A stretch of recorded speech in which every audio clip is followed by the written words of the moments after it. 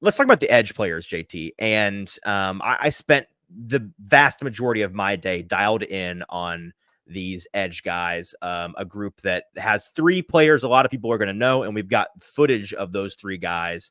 We can start with the Rashad Weaver footage, and these are compilations of what we saw today during the filming portion.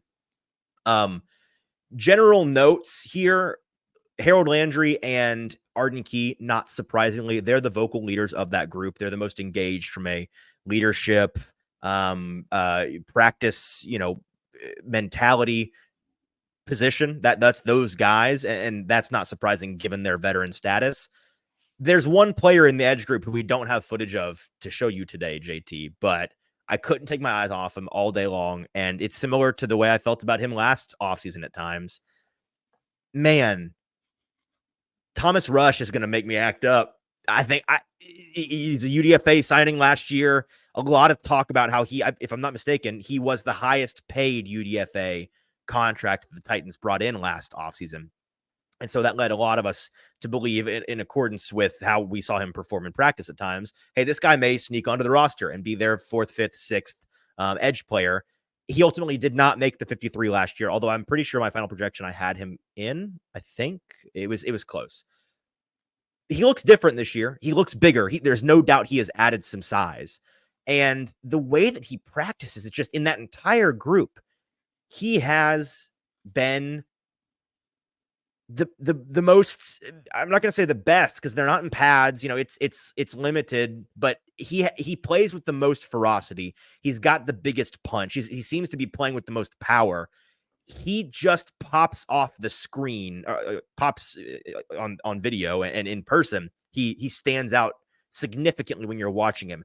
And even more important than that, perhaps, is the fact that when you watch his coaches and the other players in his position, like a big part of parsing what does and doesn't matter is see how the other guys react. How are they nonplussed by something that you find exciting? Then it probably doesn't really matter. If the players and the coaches are going crazy over something, it probably matters. And every time he would do something today in practice, every other rep he had teammates egging him on. He had his coaches saying, hell yeah, that's how we practice. Like, it was a lot of encouragement and praise on that front. So, man, I think he is likely to make the roster. If I had to guess today, a long road to go before the cut down to the final 53. But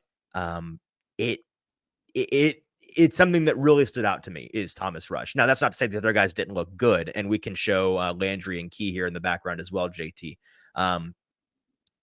With Weaver, who we just showed, he's in an interesting position. Everyone assumes he is the 3rd option at the edge position for this team, given his status as a player that's been here 4 years, going on 4 years.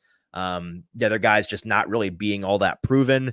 And yet, the way that he practices, I was talking to Braden Gall about this today. It doesn't do it for me. It's like I want him to be more in it than he is. And I don't know if it's him just kind of halfway doing, not giving 100%, out there practicing with 80%, or maybe he's just not as powerful as some of these other guys. I don't know. I'd have to ask him whether or not he's going full bore or not. But the speed element of his game is what he's going to have to win on. That's my ultimate takeaway, is that I don't think he has the power profile, and this is not particularly new, but he has, he's trimmed down. We've talked about that this offseason. I think he's going to have to win with speed to power and not power, and he's going to have to use that big, long, athletic frame to just get upfield in a hurry, be bendy as heck, get around to the quarterback, swing around, and grab an ankle or whatever it may be. He's going to have to be a winner with his bend around the edge and with the speed. I don't think it's going to come from a power standpoint.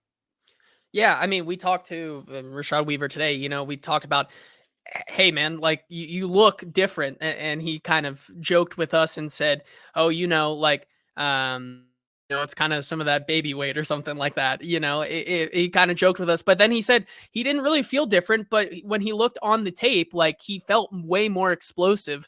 Or he looks more explosive to himself when he watches the tape back. And I think that's something that it could contribute to, his success this year.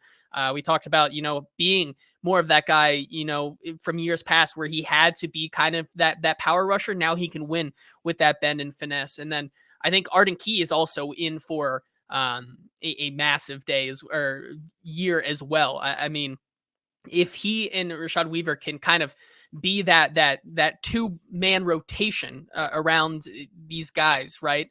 And not have to rely on one or the other the entire time. I think that they can be a really nice complement to a Harold Landry, who we expect to be that guy playing 3 downs. Hey, you made it to the end of the video. Thanks for that.